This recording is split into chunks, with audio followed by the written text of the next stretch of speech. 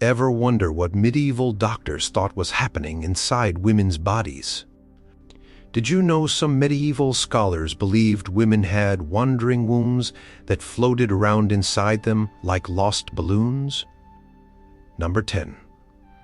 The wandering womb.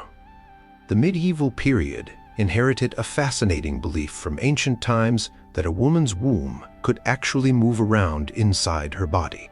Yes, you read that correctly. Medical practitioners genuinely believed that the uterus could detach itself and wander throughout a woman's body, causing all sorts of health problems along the way. This wandering womb theory wasn't just some fringe idea. It was mainstream medical thinking. When a woman experienced headaches, melancholy, fainting, or various other ailments, physicians would often diagnose her with a case of wandering womb. The wandering womb was thought to be attracted to pleasant smells and repelled by unpleasant ones. So treatment often involved placing foul-smelling substances near a woman's nose to drive the womb downward, while placing sweet-smelling items near her vagina to lure it back into place. Some medieval doctors would even fumigate the vagina with herbs and spices, believing this would entice the womb back to its proper location. This belief persisted for centuries, with respected medical texts describing the womb as an animal with its own will and desires. It could supposedly move up toward the heart, causing shortness of breath, or sideways, causing pain in the ribs. The notion was so deeply entrenched that it influenced women's health care throughout the Middle Ages and beyond. Number 9. Women's bodies were failed men. Medieval understanding of gender was heavily influenced by the works of ancient Greek philosophers, particularly Aristotle. According to this thinking, women were essentially incomplete or imperfect versions of men. This wasn't just a social view, it was considered scientific fact. Aristotle's theory, which remained influential throughout the medieval period, held that female embryos resulted from insufficient heat during conception. The lack of vital heat meant that the embryo couldn't develop properly into the perfect form, a male. This view was integrated into medieval medicine and spread through medical texts of the time. The influential physician Galen further popularized the idea that women's sexual organs were simply male organs that had failed to grow externally due to lack of heat. According to this model, the vagina was an inverted penis, the ovaries were internal testicles, and the uterus was a scrotum that developed on the inside rather than the outside.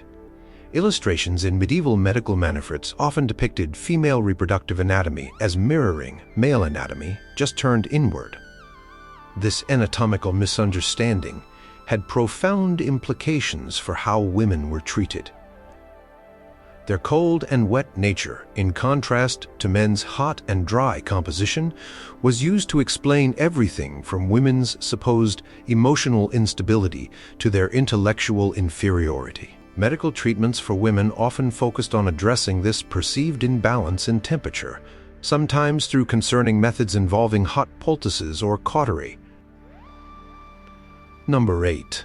Menstrual blood was toxic and magical.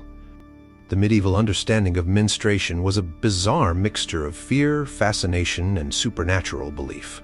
Menstrual blood was widely considered to be dangerous and potentially poisonous.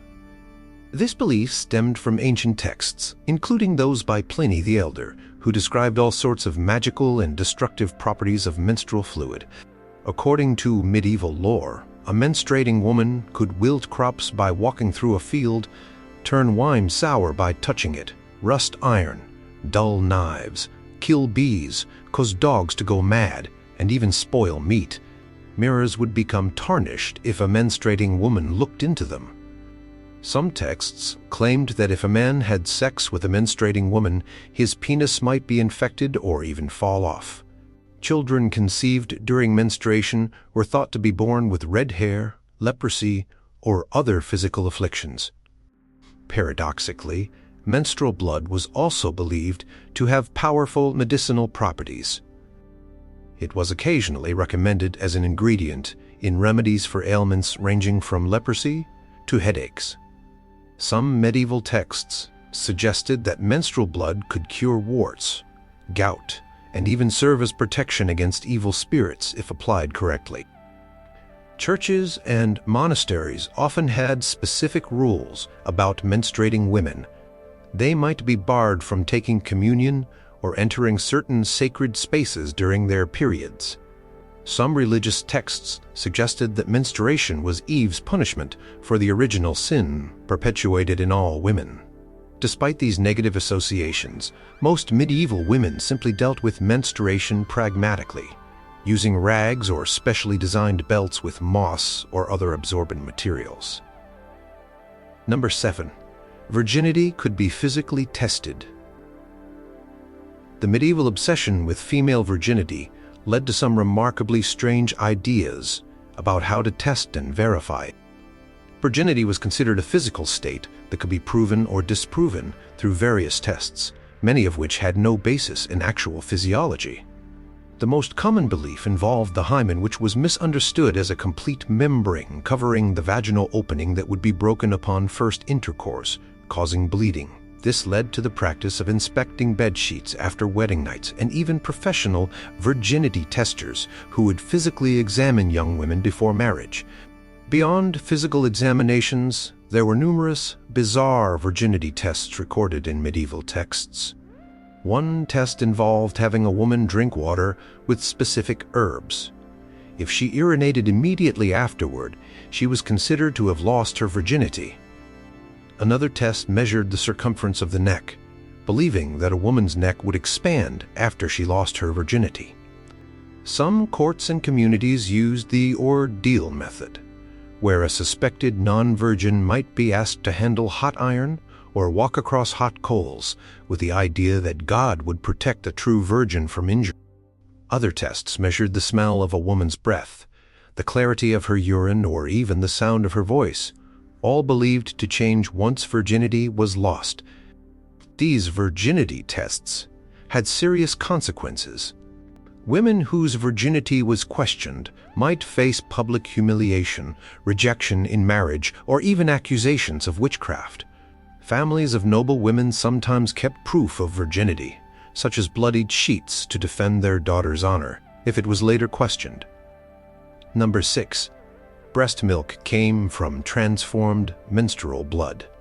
Medieval understanding of lactation involved some creative theories about the origin of breast milk. The prevailing belief, supported by influential medical writers like Galen and Avicenna, was that breast milk was actually menstrual blood that had been cooked or whitened through a process of purification. According to this theory, when a woman became pregnant, her menstrual blood would be redirected to nourish the growing fetus. After childbirth, this same blood would be further refined through body heat and diverted to the breasts, where it would transform into milk. The cessation of menstruation during pregnancy and messaging seemed to support this theory. This belief led to some interesting medical advice. Women were cautioned against becoming too hot or too cold during lactation, as this could affect the cooking process of the menstrual blood, potentially corrupting the milk. Certain foods and activities were prescribed or forbidden to nursing mothers based on how they might influence this transformation. Medieval texts often described milk as white blood, and the connection between blood and milk was considered so strong that some physicians believed a nursing mother could transmit her moral qualities and character traits to an infant through her milk. This is one reason why the selection of wet nurses was taken so seriously. A woman of bad character was thought to pass her negative qualities to the baby through her milk. Interestingly, this belief also meant that breast milk was viewed as a purified form of a substance otherwise considered unclean.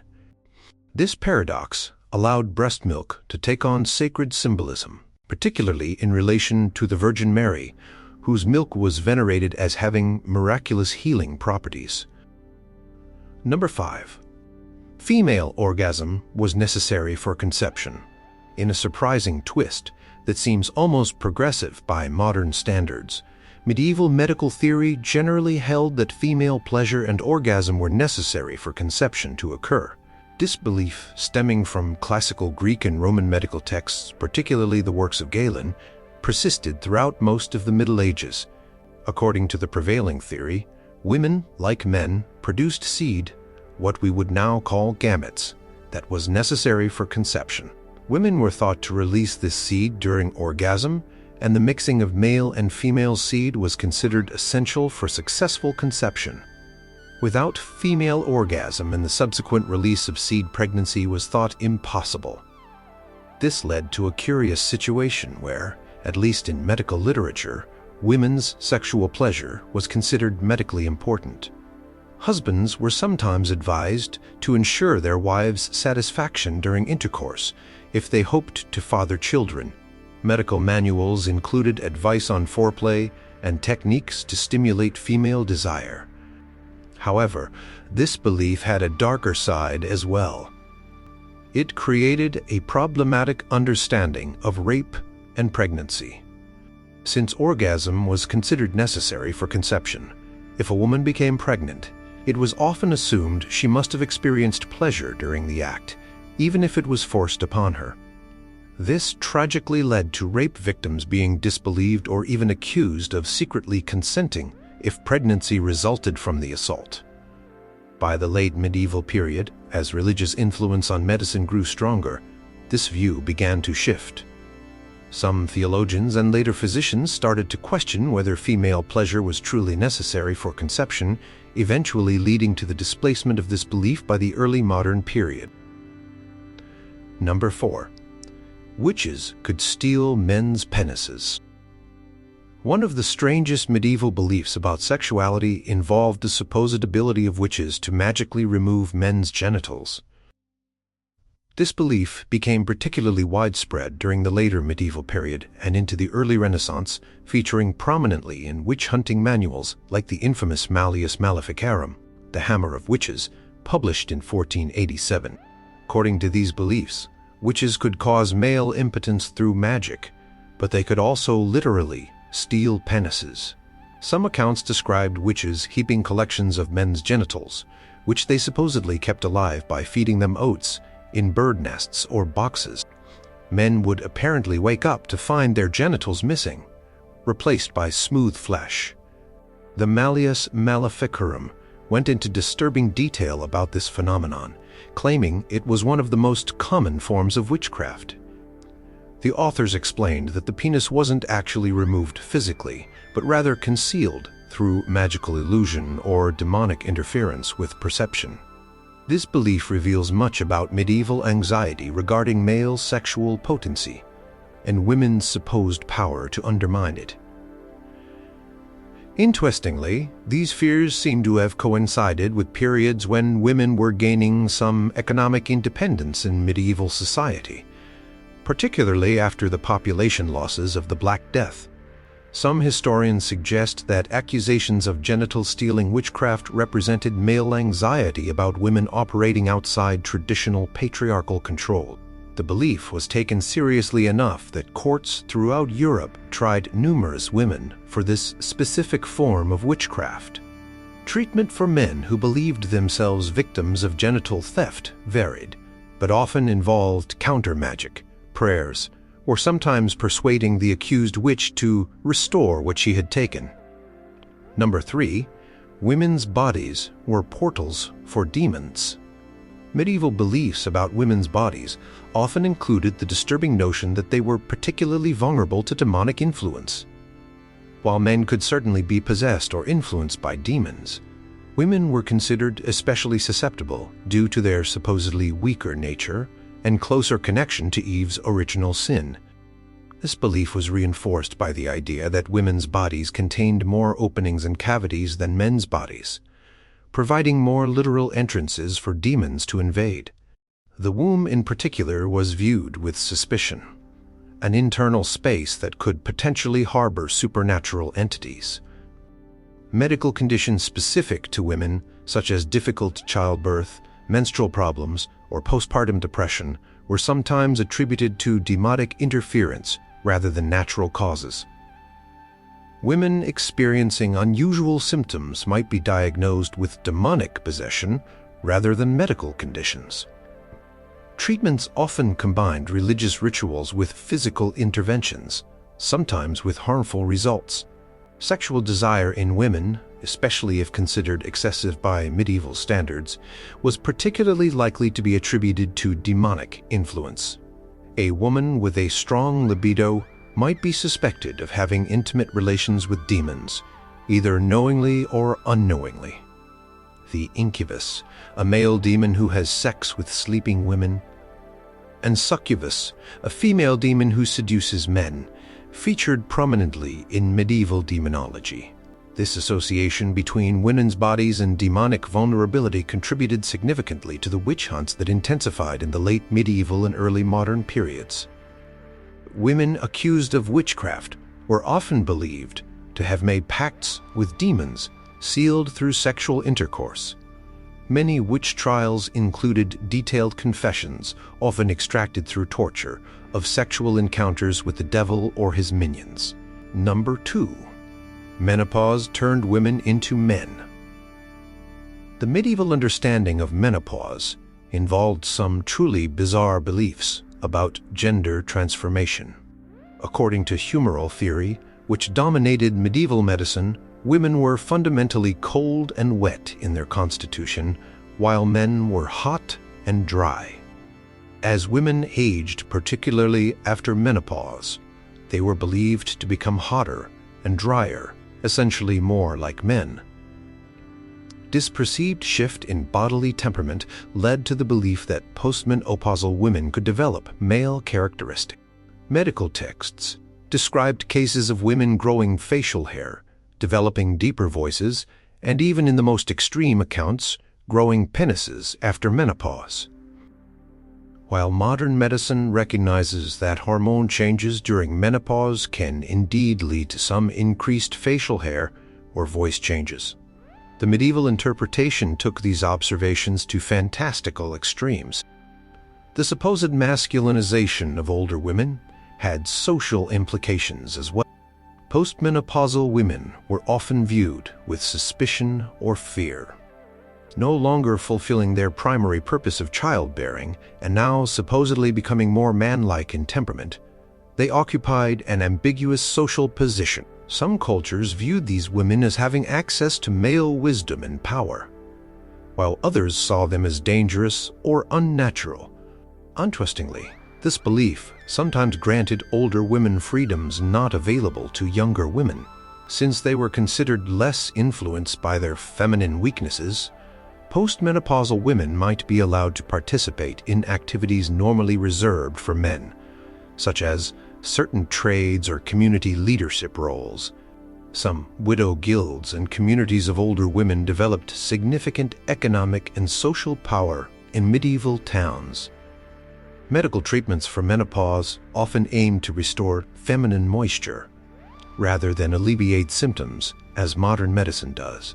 Women might be advised to eat wet foods, take cooling herbal remedies, or engage in activities thought to counteract the dangerous heating of their bodies. The goal was not to manage menopause as a natural transition, but to prevent the supposed masculinization process it entailed. Number 1. Female anatomy contained actual flowers. Perhaps one of the most poetic yet scientifically inaccurate medieval beliefs about women's bodies was the notion that female reproductive anatomy contained actual flowers. This belief stemmed from a combination of limited anatomical knowledge, metaphorical language that became literalized, and the influence of botanical terms in early medical texts. The term deflowering to describe first sexual intercourse wasn't just a euphemism in medieval thinking. Many people literally believed that there were flower-like structures within the female body that were broken or damaged during first intercourse. Medical illustrations sometimes depicted the female reproductive organs with floral elements, reinforcing this misconception. The uterus in particular was often described using botanical terminology. The fallopian tubes were compared to stems, the ovaries to bulbs or seeds, and the cervix to a flower bud. These metaphors, passed down through translated texts from Arabic and Greek sources, sometimes lost their figurative nature and became interpreted literally by medieval European physicians with limited access to actual dissection. Some medieval medical texts described different types of these internal flowers, corresponding to different female temperaments or conditions.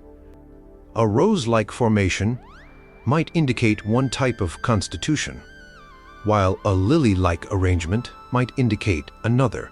Physicians might claim to determine the nature of a woman's internal flowers by examining external signs like complexion, voice, or behavior. This floral conception of female anatomy led to treatments involving actual flowers and plants.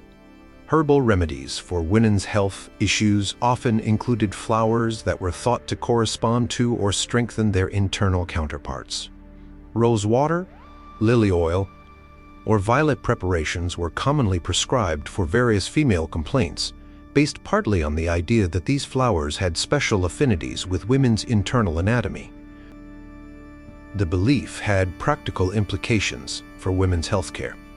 Certain positions during childbirth were recommended to avoid damaging these delicate internal structures. Sexual advice sometimes included warnings about protecting a woman's internal garden, particularly during her fertile years. Did medieval doctors really believe women had flowers growing inside them? And what does it say about a society when its medical experts are convinced that women's bodies are fundamentally different from men's in ways that make them mysterious, unpredictable, and in need of special control?